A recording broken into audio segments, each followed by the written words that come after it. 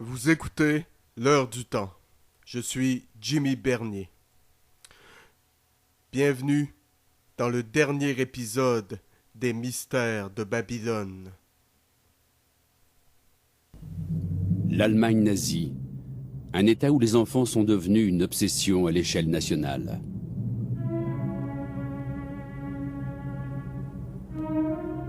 Hitler va même jusqu'à déclarer « Toute démarche visant à priver la nation d'enfants robustes doit être considérée comme un acte répréhensible. Si la fertilité des membres les plus sains était réalisée et organisée, il se développerait une race qui aurait perdu les graines de notre décrépitude physique et spirituelle. »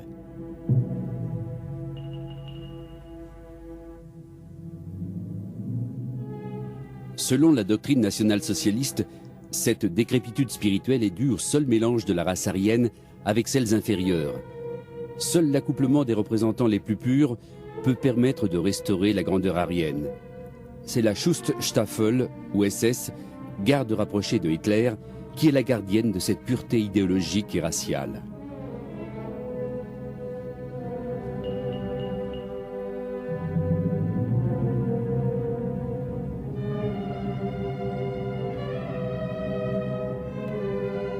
Avant de pouvoir entrer dans l'élite SS, les candidats doivent démontrer des ascendances allemandes datant au minimum de 1750.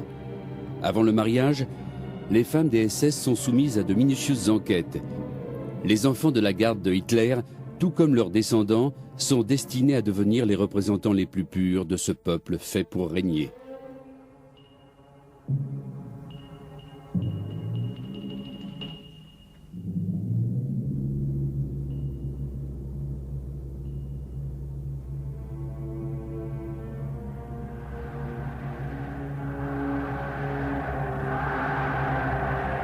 Les origines de cette vision terrifiante sont étranges et contradictoires. Un mélange des enseignements d'une discipline de la science moderne et de sombres doctrines ésotériques.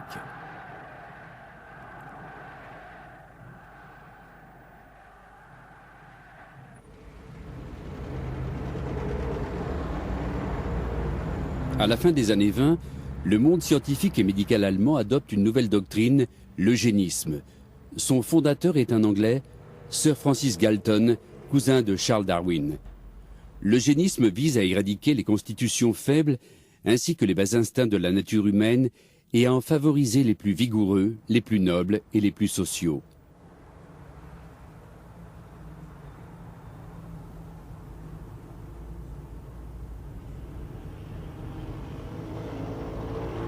Pour les disciples de l'eugénisme, la diligence, l'aliénation mentale, la criminalité et l'alcoolisme sont des tares héréditaires. Leur crainte, voir les types inférieurs se reproduire plus rapidement que les nobles lignées et assister à un déclin dans la qualité de la race humaine. Seules des mesures draconiennes peuvent permettre d'éviter le désastre.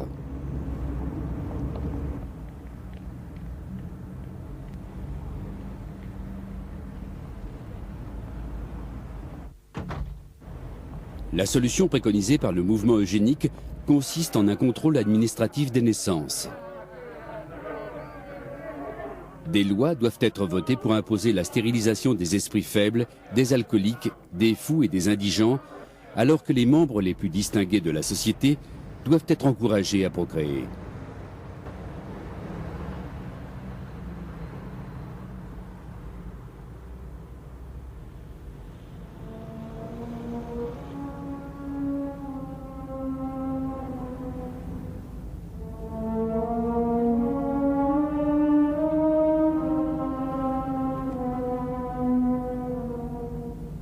Dans les années 20, l'eugénisme est une théorie scientifique naissante en Europe. Aux États-Unis, en revanche, elle est depuis longtemps déjà mise en pratique.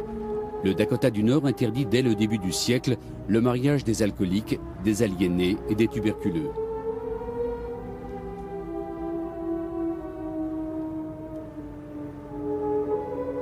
En 1907, l'Indiana vote la première loi au monde à autoriser la stérilisation des fous et des criminels.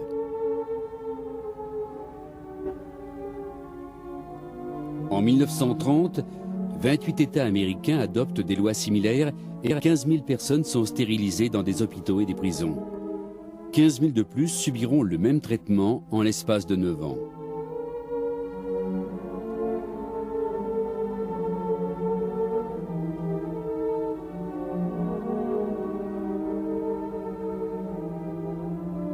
Le ministère de la Santé de la République de Weimar étudie en détail les lois eugéniques américaines.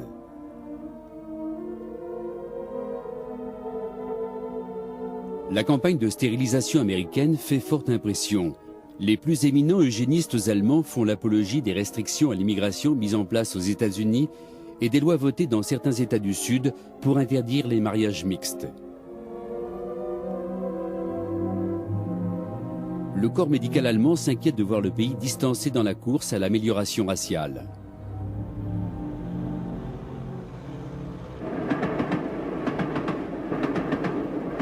En 1927, l'eugénisme, désormais rebaptisé hygiène raciale, gagne rapidement en respectabilité dans toute l'Allemagne.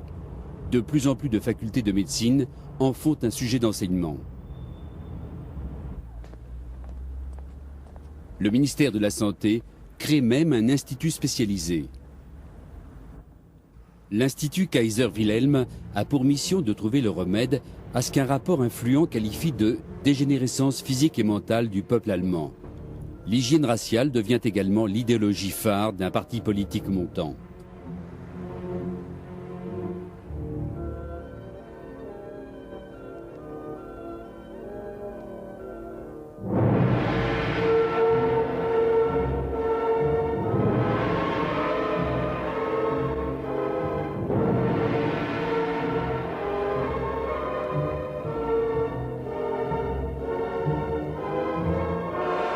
Adolf Hitler passe l'essentiel de l'année 1924 en prison pour avoir participé à une tentative de putsch en Bavière. En prison, il a l'occasion de parcourir un manuel récemment publié et largement approuvé. Le thème principal en est l'hérédité humaine et l'hygiène raciale. Pendant cette année d'emprisonnement, il écrit également son testament politique, Mein Kampf. Dans Mein Kampf, Hitler revendique clairement son ralliement à la doctrine de l'hygiène raciale. L'État, écrit-il, doit placer la race au centre de toute la vie. Ceux qui sont physiquement et mentalement en mauvaise santé ne doivent pas perpétuer leur souffrance dans les corps de leurs enfants. L'État doit s'élever en gardien des millénaires à venir, à côté desquels les égoïsmes et les revendications individuelles doivent rester muets.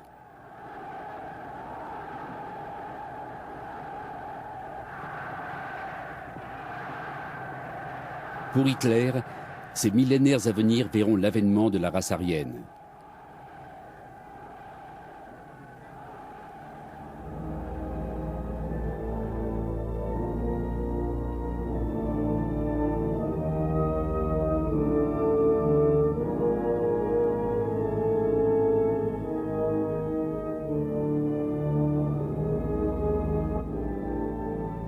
La foi en la destinée de la race aryenne n'est pas l'œuvre de Adolf Hitler.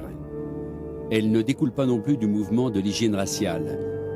Son origine est à rechercher dans les mouvements mystiques clairvoyants et les sociétés secrètes fascinées par l'occulte.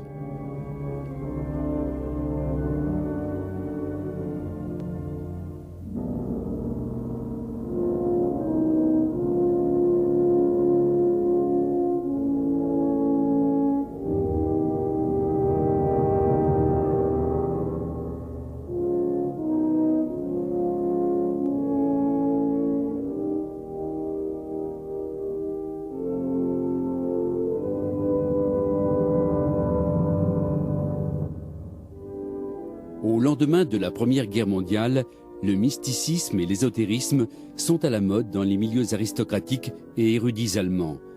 L'influence des doctrines mystiques est impressionnante.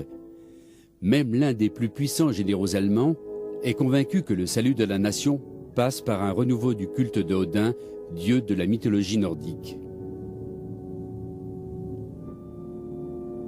Le général Erich Ludendorff, héros de la Grande Guerre et ancien chef de l'état-major allemand, admet volontiers être en communion psychique avec Odin. En 1923, Ludendorff tente un coup d'État avorté en Bavière. À ses côtés, un sombre agitateur politique, Adolf Hitler.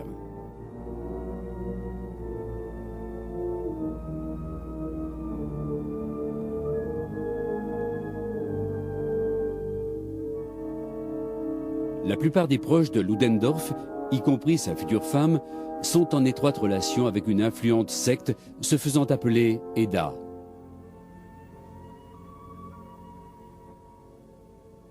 La secte EDA est fondée en décembre 1925 par Rudolf John Gorsleben.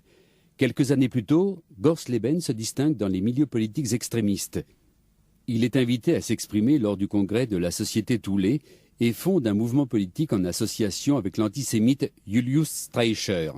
Ce dernier deviendra un personnage clé du parti nazi.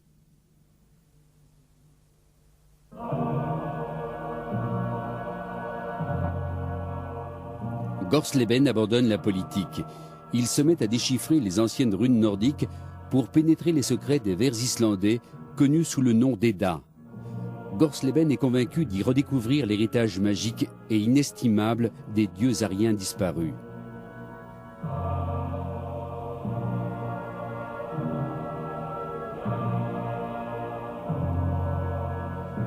Dans les périodiques à grand tirage, Gorsleben et les occultistes de l'Edda affirment que le sang des Ariens coule dans les veines du peuple allemand.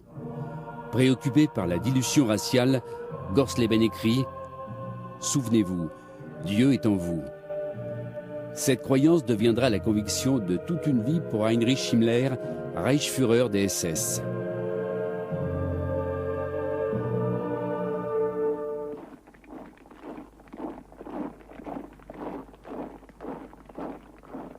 Dans sa jeunesse, Himmler dévore les écrits des occultistes allemands. Il se passionne pour l'astrologie, le spiritisme et l'herbalisme. Mais il est surtout fasciné par la doctrine arienne.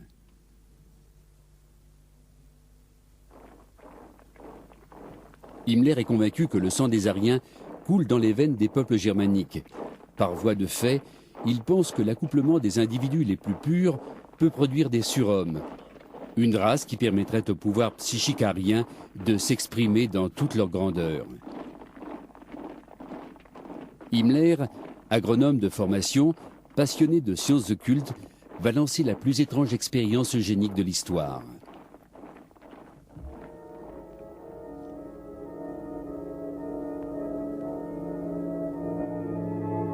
En 1934, un an après l'arrivée au pouvoir du parti nazi en Allemagne, Himmler établit clairement les critères requis pour intégrer la SS. Le Bureau pour la race et la colonisation enquête sur les origines raciales de tous les candidats. Les prétendants doivent également passer un test de conditions physiques. Les exigences minimums sont des traits nordiques évidents, une absence totale de tares physique et un gabarit bien proportionné. C'est ensuite une année de métamorphose qui commence.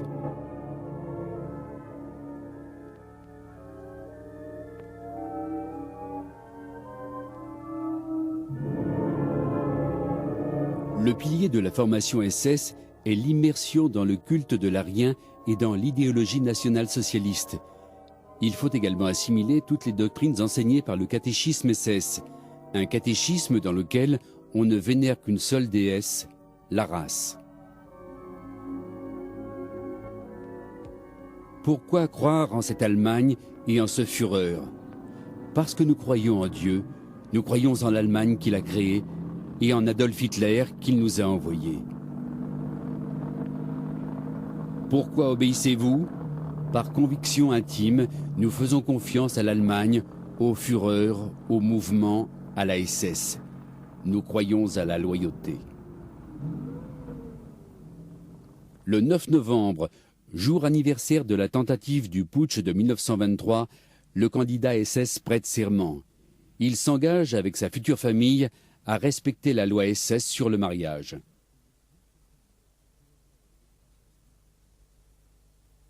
Aucun SS n'a le droit de se marier sans l'aval du bureau racial SS. Le promu et sa famille ont alors le droit de porter le badge convoité du clan SS, représentant un tournesol posé sur la rune de la fertilité.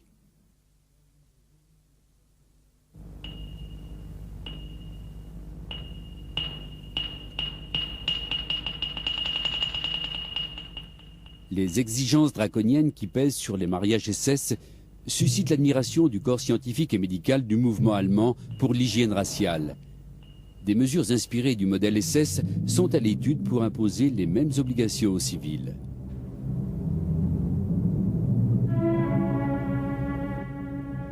Quelques mois après l'arrivée de Hitler au poste de chancelier, la première d'une longue série de lois eugéniques entre en vigueur. la loi pour la prévention des nouveau-nés atteints de maladies génétiques établit un vaste réseau de tribunaux de santé génétique. Ces tribunaux ont le pouvoir d'ordonner la stérilisation de tout individu souffrant de carences physiques ou mentales déterminées. Une vaste campagne de stérilisation est organisée. Les 1700 tribunaux de santé génétique ordonnent 56 000 stérilisations pour la seule année 1934. En l'espace de 10 ans, ce sont 400 000 Allemands qui seront stérilisés.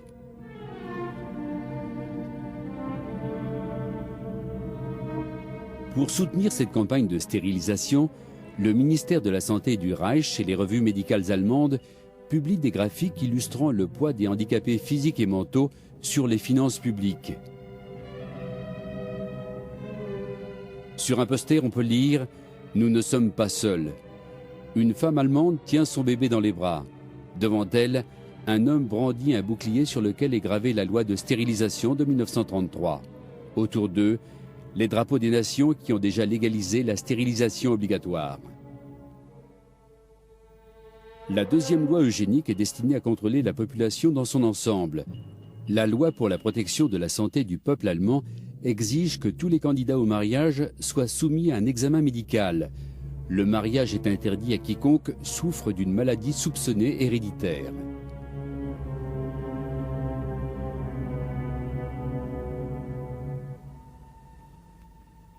La troisième loi eugénique entre en application à l'automne 1935. Les médecins du mouvement pour l'hygiène raciale soutiennent depuis longtemps que le mariage entre races est préjudiciable d'un point de vue génétique et source de dégénérescence chez les nouveau-nés. La loi pour la protection du sang et de l'honneur allemand interdit le mariage entre juifs et non-juifs. Dans la lignée de cette mesure, les spécialistes en hygiène raciale élaborent des formules complexes pour calculer les proportions de sang juif autorisées pour chacun des partenaires pour que le mariage puisse être célébré. C'est le bureau racial SS qui est chargé d'enquêter sur les ascendances génétiques de tous les candidats au mariage.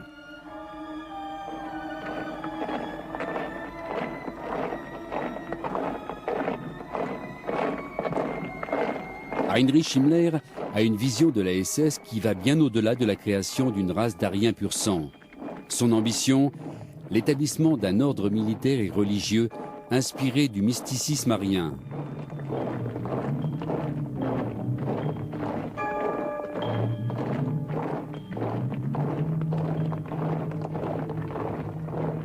Nous nous réunissons et nous avançons en vertu des lois inaltérables, tel un ordre national-socialiste d'hommes nordiques, telle une communauté en marche vers son avenir.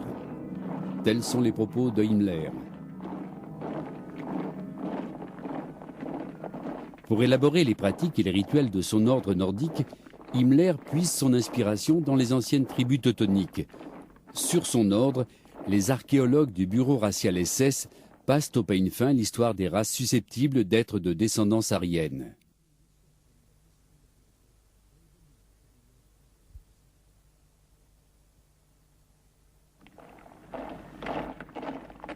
Pour le conseiller dans ses recherches sur la religion des anciennes tribus teutoniques, Himmler recrute dans les services SS un occultiste allemand de renom. Un homme qui affirme, ni plus ni moins, être le dernier d'une longue lignée de rois prêtres aryens. Son nom, Karl Maria Willigut. Né à Vienne en 1866, il se hisse au rang de colonel dans l'armée autrichienne pendant la Grande Guerre. Willigut prétend posséder des dons de clairvoyance, le pouvoir de rappeler à lui l'histoire et le vécu des tribus qui peuplaient l'Allemagne il y a de cela plusieurs millénaires. Il est persuadé que sommeillent en lui les pouvoirs psychiques de la race aryenne.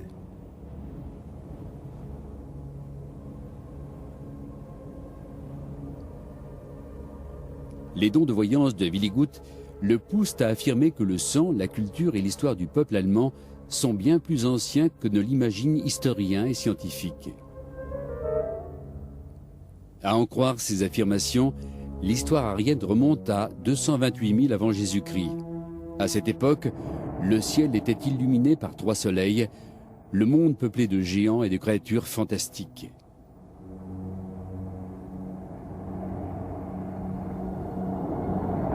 La lignée royale de Willigut serait la résultante d'une union entre les divinités de l'air et de l'eau au tout début de la création de la Terre. Willigut affirme que ses ancêtres comptent parmi les plus grands héros germaniques.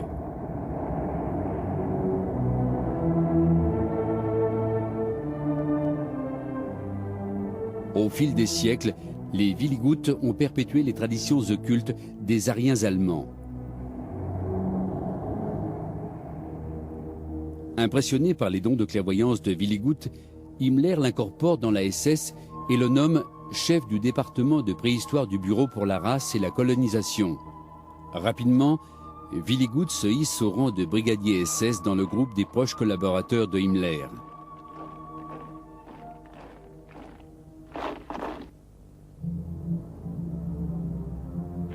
En 1934, la SS de Himmler est l'une des organisations les plus puissantes du Reich.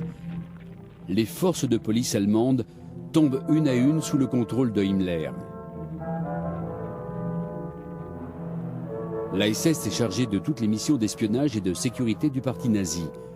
Le bureau racial SS se développe à une vitesse prodigieuse en tant que vigile du programme eugénique national. La SS devient rapidement un État dans l'État nazi.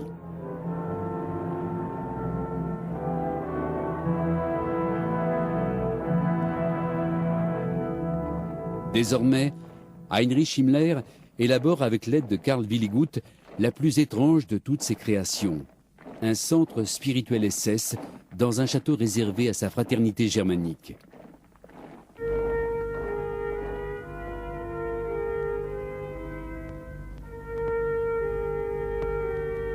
Le château de Wewelsburg avait été construit au début du XVIIe siècle sur le site d'un château fort du Xe siècle. Dans le cadre romantique des alentours de Paderborn, dans la province de Westphalie, Wewelsburg fait forte impression sur Heinrich Himmler. Il cherche depuis longtemps un château pour ses SS. Celui-ci semble particulièrement collé à son dessein. Fin 1934, la SS fait l'acquisition de ce site sacré et met en route un vaste chantier de reconstruction.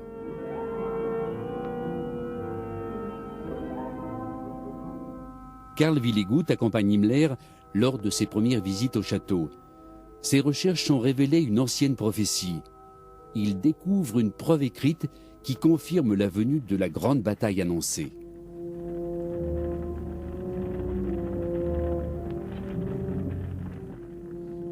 Willigut déterre une légende westphalienne qui affirme que Wewelsburg est destiné à devenir un bastion allemand enchanté dans un conflit entre l'Europe et l'Asie. La prophétie coïncide avec les convictions de Himmler, convaincu que la SS est le seul rempart de l'Europe contre une offensive asiatique. Déjà, l'ordre de Himmler se prépare au conflit millénaire qui se profile. La SS est en passe de devenir la plus grande force militaire européenne.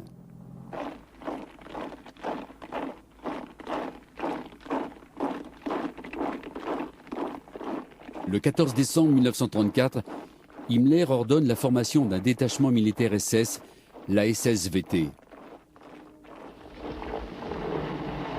Dès sa création, la SS-VT adopte une méthode d'entraînement révolutionnaire. L'accent n'est pas tant mis sur l'esprit militaire de l'armée régulière que sur la création d'une nouvelle race d'athlètes militaires.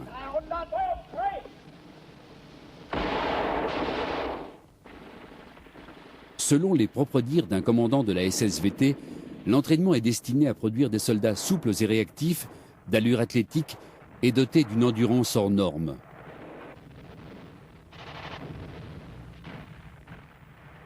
Contrairement à l'armée régulière, la SS-VT est organisée en unités ultramobiles. C'est aussi la première formation militaire allemande à adopter l'uniforme camouflage et à la plus grande surprise des commandants de l'armée, à manœuvrer avec des balles réelles. Pour la SS, les pertes font tout simplement partie de l'entraînement.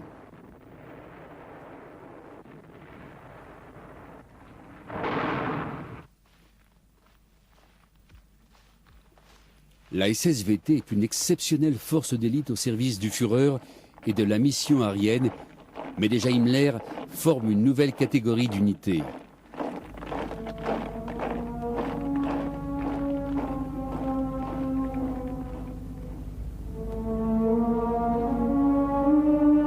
Les divisions tête de mort sont placées sous le commandement de Theodor Eicke. Elles acceptent sans sourciller le slogan nazi « Le national-socialisme, expression de notre savoir biologique ».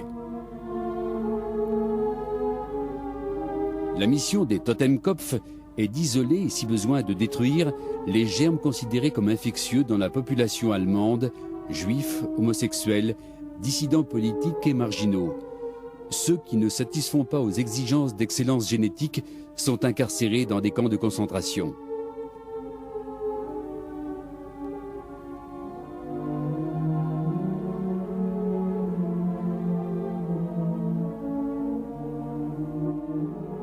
L'Empire SS ne cesse d'étendre son influence dans tout l'État nazi. Pendant ce temps, sur les conseils de Karl Willigut, Heinrich Himmler continue de développer et de raffiner les rituels de son ordre. Les officiers, considérés par Himmler comme la classe des prêtres et des hauts prêtres de la SS, doivent être symboliquement honorés de leur rang dans la hiérarchie.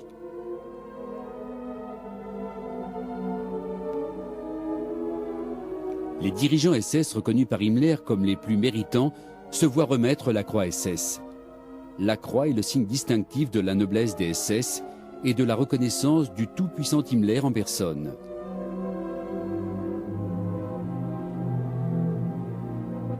Les SS les plus distingués, quel que soit leur rang, sont récompensés par la chevalière d'argent des divisions à la tête de mort. Cette chevalière a été créée spécialement pour Himmler par Karl Willigut. Elle arbore des symboles chargés d'une lourde signification mystique. La rune Siegel symbolise la victoire. La rune Hagal symbolise la grêle, la destruction et l'évolution. Sans oublier les runes personnelles des ancêtres de Willigut et la croix gammée, symbole de la destinée de l'Arien.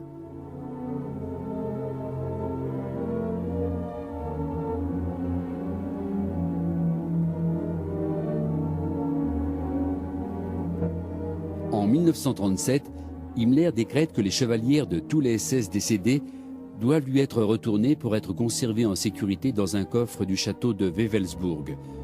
Le retour de l'anneau est un symbole de communauté éternelle entre l'âme du SS et son ordre.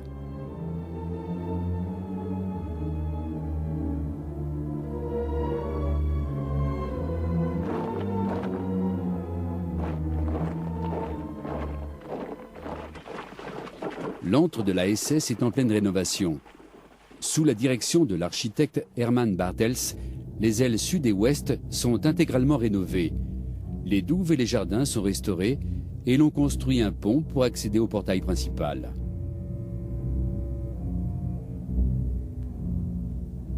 En 1938, c'est l'aile est qui subit une rénovation complète.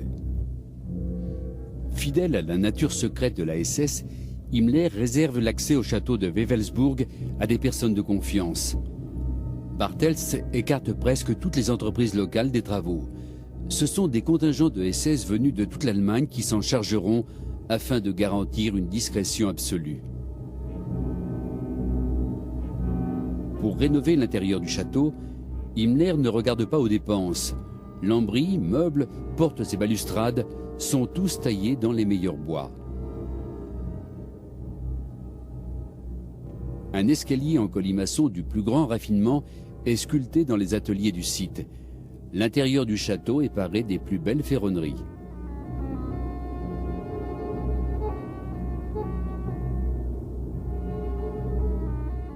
Les chambres des dirigeants SS reçoivent toutes le nom de héros germaniques. La décoration est soignée dans les moindres détails. On fait venir armes et armures de toute l'Allemagne. Fait ressurgir l'esprit d'un lointain passé dans ce château, telle est la volonté de Himmler.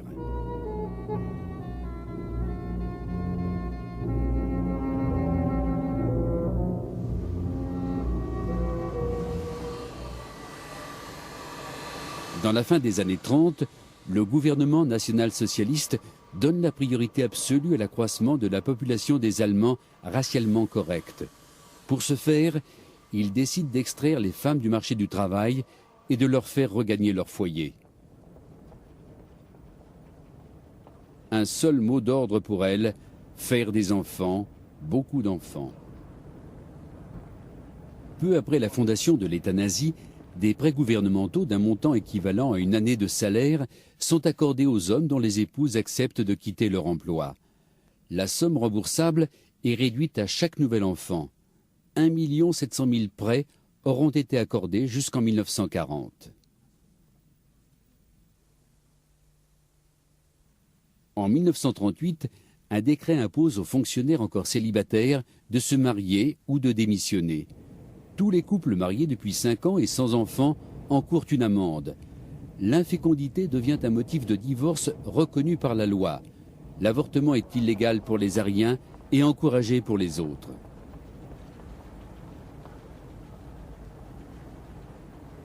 Sur initiative d'Heinrich Himmler, de nouvelles lois permettent aux femmes aryennes d'avoir des enfants hors du mariage en toute légalité. Aux yeux de Himmler, toutes les mères de bonne race sont sacrées. Mais ce qu'il a de plus précieux, ce sont les progénitures de son élite SS.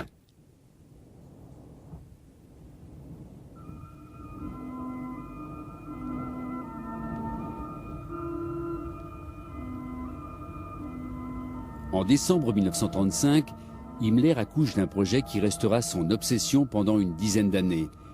Il appelle cela le Lebensborn, littéralement « source de vie ».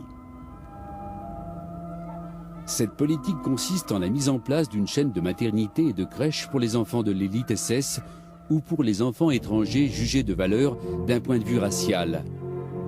10 de ces centres d'accueil sont construits en Allemagne. Tous sont placés sous bonne garde.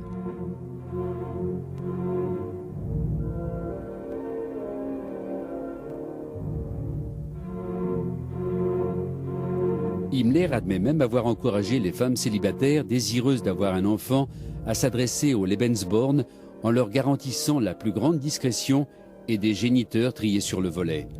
En dépit des exigences raciales extrêmement rigoureuses, les mères potentielles ne manquent pas.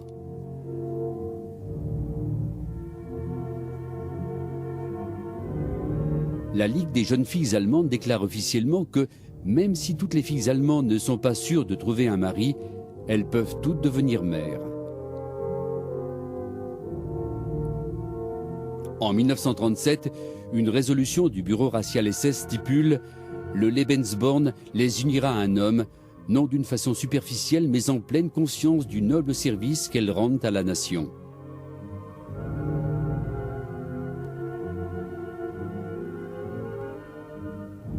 Les enfants du projet Lebensborn reçoivent un nom lors de cérémonies qui les plongent d'emblée dans le rituel germanique du clan SS. Les garçons sont bénis sur le front par la croix SS, symbole de leur intronisation dans l'ordre mystique de Himmler. On rappelle bien aux mères des enfants SS qu'elles ne sont qu'un lien dans la chaîne sans fin du clan.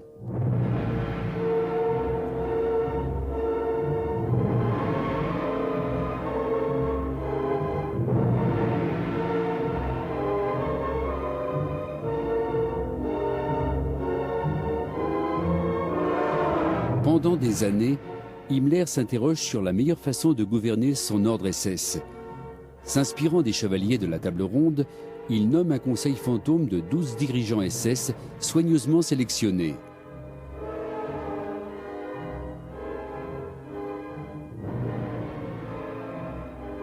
C'est dans l'enceinte du château de Wewelsburg que le conseil procède à ses délibérations.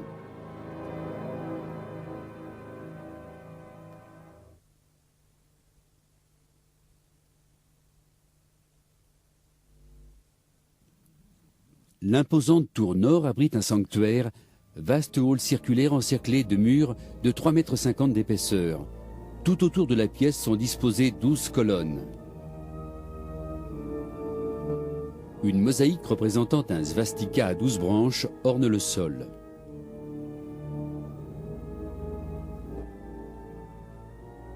Dans cet étrange sanctuaire, Himmler et son conseil entrent en communion avec l'esprit arien, et les esprits de leurs ancêtres germaniques.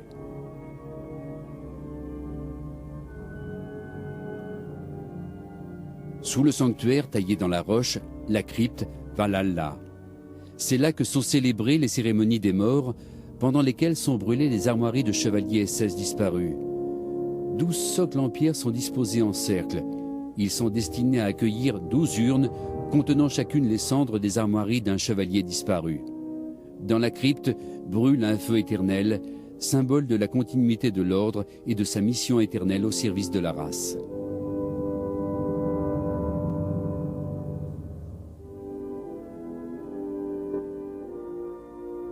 En 1937, Heinrich Himmler, s'adressant à tous les hauts officiers de l'armée allemande, déclare « Les 10 prochaines années seront le théâtre d'une guerre d'annihilation menée par les ennemis de race inférieure du monde entier contre l'Allemagne, noyau de la race teutonique et gardienne de la culture humaine. »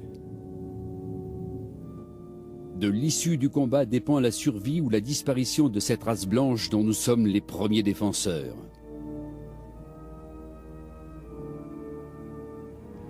La guerre de purification raciale annoncée par Himmler se fondra dans la guerre engagée par l'Allemagne.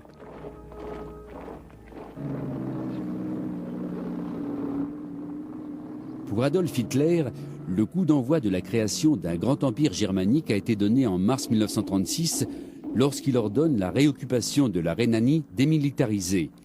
Il s'agit là d'une violation flagrante du traité de Versailles. Suite à l'occupation, la SS s'implique fortement dans la première campagne de stérilisation sur des critères d'appartenance raciale. Lors d'une opération menée conjointement par la Gestapo et les tribunaux de santé génétique, 500 métis descendants de soldats français noirs sont emmenés et stérilisés.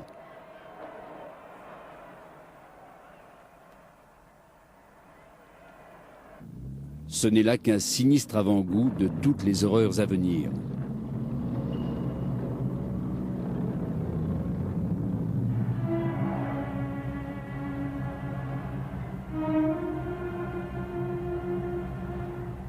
Désormais, les doctrines raciales du national-socialisme sont reprises bien au-delà des frontières du Reich.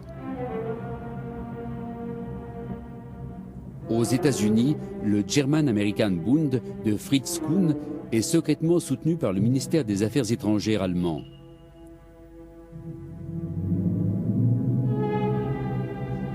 En Belgique, c'est le parti rexiste, fondé par Léon Degrelle, qui reprend les valeurs ultranationalistes et antisémites de l'Allemagne nazie. En Grande-Bretagne, Oswald Mosley et les fascistes soutiennent ardemment l'Allemagne hitlérienne. En Autriche, Seyss-Inquart, dirigeant du Parti national-socialiste, est nommé ministre de l'Intérieur sous la pression allemande. C'est lui qui, suite à des actes de violence orchestrés par la SS autrichienne, invite les forces allemandes à pénétrer en Autriche pour restaurer l'ordre.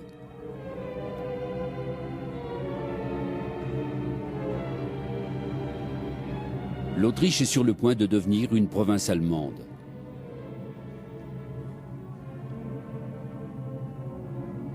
Suite à cette occupation, les troupes SS de la Gestapo et le SD, le service de sécurité, arrêtent 76 000 Autrichiens qu'ils internent dans des camps de concentration. Hitler peut désormais se tourner vers la Tchécoslovaquie.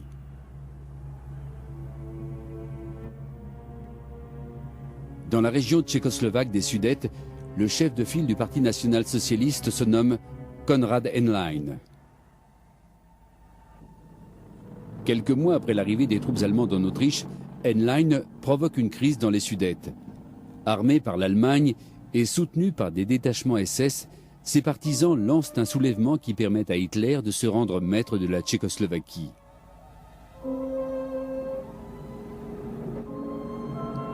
L'armée allemande consolide sa position en Tchécoslovaquie. Pendant ce temps, Himmler détache un général de brigade en mission à Prague. Objectif, organiser la déportation de 6 millions de Tchèques et la redistribution des terres agricoles à des individus de race allemande. Dans le plan de Himmler, les bénéficiaires de cette redistribution doivent être choisis sur des critères de pureté génétique par le bureau racial SS. Bien qu'Hitler se soit prononcé en faveur de la déportation de masse des Tchèques, le plan de Himmler n'aboutit pas. L'industrie militaire allemande convoite les usines et la main-d'œuvre tchèque et ne peut tolérer la moindre entorse à ses projets. En Pologne, en revanche, la vision de Himmler ne trouvera pas un tel obstacle sur son passage.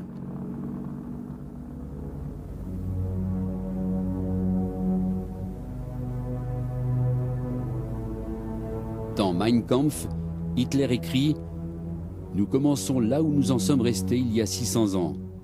C'en est fini de la perpétuelle marche germanique vers le sud et l'ouest de l'Europe. Nous pouvons désormais nous tourner vers les territoires de l'Est. »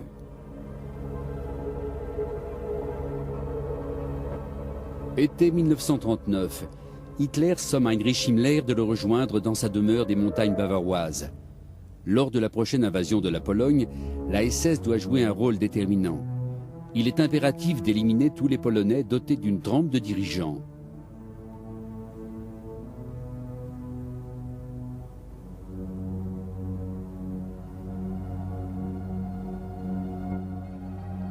Sous la direction de Reinhard Heydrich, chef de la sécurité d'Himmler, 5 groupes d'extermination SS, les Einsatzgruppen, doivent suivre de près les troupes d'invasion allemandes.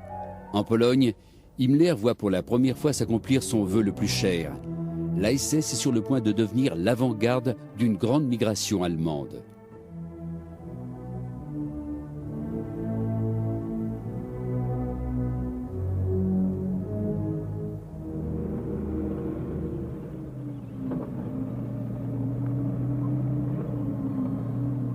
Lors de l'invasion de la Pologne le 1er septembre 1939, la SS-VT et les divisions tête de mort passent pour la première fois à l'action. Bien que manquant de leaders expérimentés, les soldats de Himmler ne tardent pas à faire leurs preuves sur le terrain. Les blessures et les pertes ne les découragent pas le moins du monde. Contrairement aux soldats de l'armée régulière, les SS se sont vus insuffler le sentiment de servir une grande mission. La conquête et l'asservissement d'une race inférieure pour la création d'un empire arien.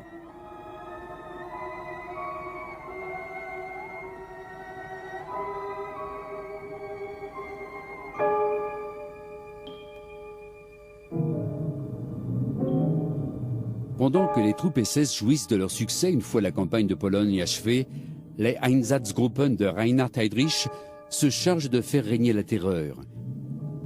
Des dizaines de milliers de Polonais sont capturés, puis assassinés. Instituteurs, médecins, officiels, aristocrates, prêtres catholiques et juifs sont les cibles privilégiées de cette barbarie.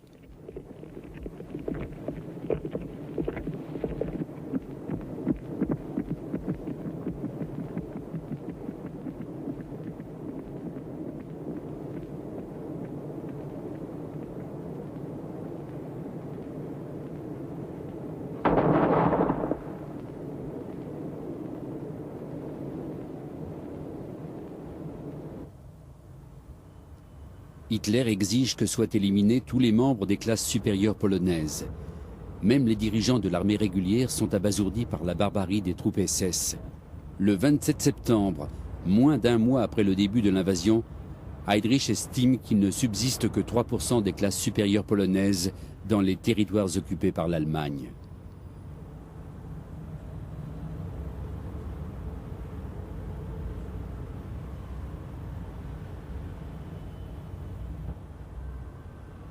Heinrich Himmler est récompensé par le Führer pour service rendu à la conquête raciale. Le 29 septembre, Hitler l'informe de son intention de le nommer responsable du renforcement du germanisme.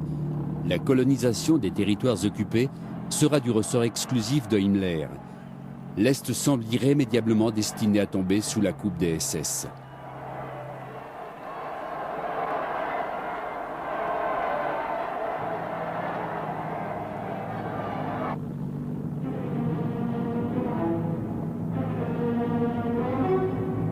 L'Europe tout entière est désormais plongée dans la guerre.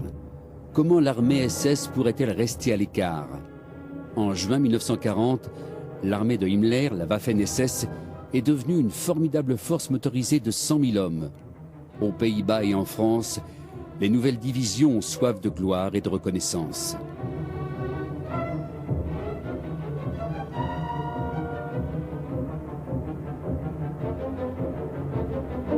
Alors que les exploits de ces athlètes gagnent le respect de l'armée régulière et du Führer en personne, Himmler a déjà les yeux tournés ailleurs. Pour lui, cette guerre en Europe occidentale n'est qu'une simple distraction. C'est à l'Est que la SS a rendez-vous avec son destin.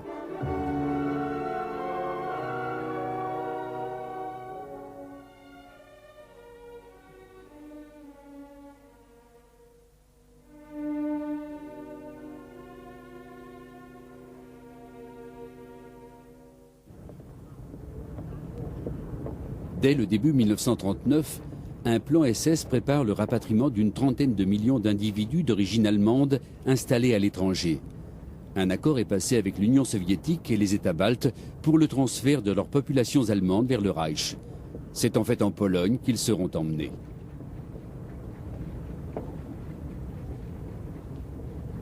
Le bureau racial SS étudie soigneusement les ascendances de la première vague d'immigrants, près d'un demi-million de personnes au total. On leur attribue la nationalité du Reich avant de les envoyer dans les camps de transit SS.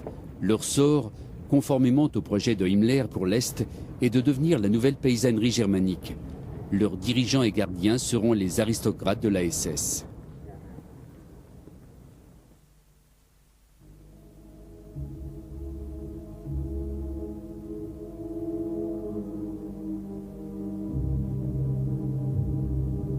À l'été 1941, 1 million de juifs polonais ont été expulsés et déportés dans les régions connues sous le nom de gouvernement général.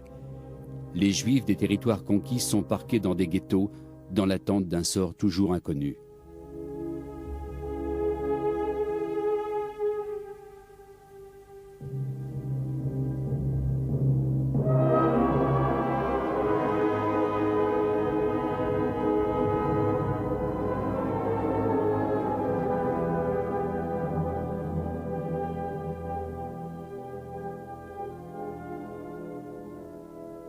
« 200 000 rapatriés allemands ont été installés sur les terres saisies. Mais la colonisation n'est que la première étape du grand projet de Himmler. La deuxième est la réappropriation de tout le sang arien présent dans la population polonaise. Sur ordre de Himmler, tous les Polonais sont soumis à un vaste programme de sélection raciale.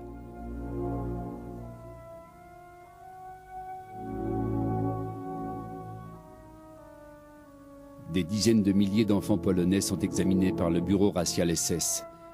La forme du visage, la couleur des yeux, des cheveux ou encore la radiographie du crâne sont autant de critères utilisés par les médecins pour détecter la présence de sang nordique. Les enfants jugés indésirables sont purement et simplement stérilisés.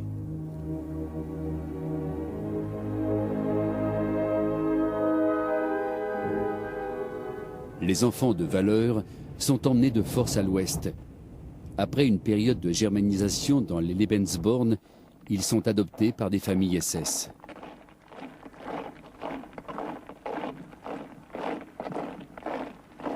Pour Himmler, la récupération des enfants de souche aryenne est un projet à long terme.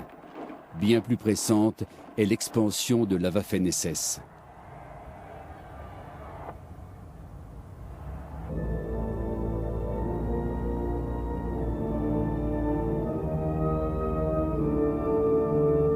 Le concept traditionnel de nationalité est sans importance aux yeux de Himmler. Tout ce qui compte, c'est la race. Son ambition, créer une fraternité pan-européenne de race pure, une SS internationale, parée pour toutes les croisades à venir contre les Slaves et les bolcheviks. Les mouvements national-socialistes des pays nordiques vont s'avérer particulièrement propices au recrutement.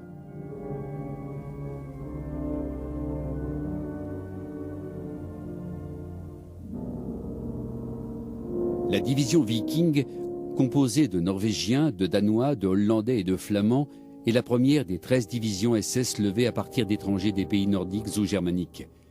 Tous les membres de ces divisions sont des volontaires.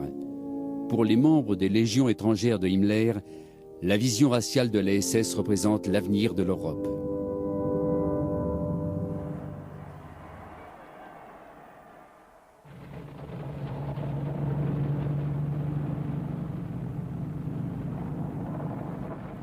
Les graines d'une armée SS pan-européenne semée dans l'Ouest conquis et les batailles de l'Est anticipées par Himmler s'approchant à grands pas, le château de Wewelsburg revêt une importance capitale.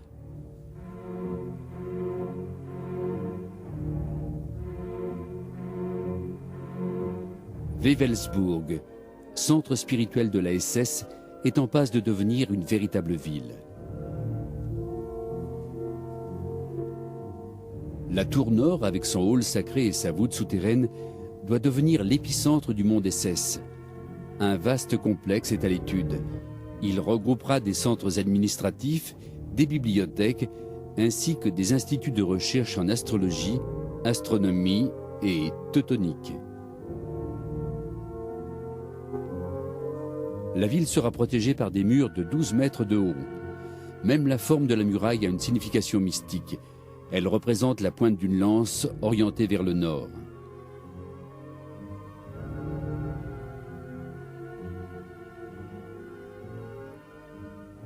La vision de Himmler a un coût, 300 millions de marks, une somme colossale. La fin des travaux est prévue dans les années 60. D'ici là, la SS disposera de son propre État indépendant, taillé au cœur de l'Union soviétique.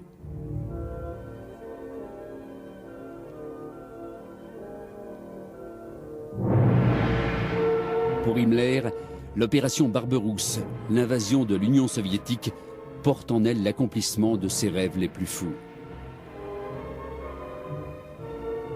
Avec la victoire, viendra la fondation d'un royaume SS. Un royaume dans lequel Heinrich Himmler, grand maître de l'ordre SS, sera l'autorité suprême. Où les nobles SS régneront sur les colons rapatriés. Où l'ordre pourra accomplir sa mission sacrée. Des paysans guerriers SS seront entraînés pour conquérir les Slaves et élèveront pendant des générations et des générations la nouvelle lignée de l'évolution humaine.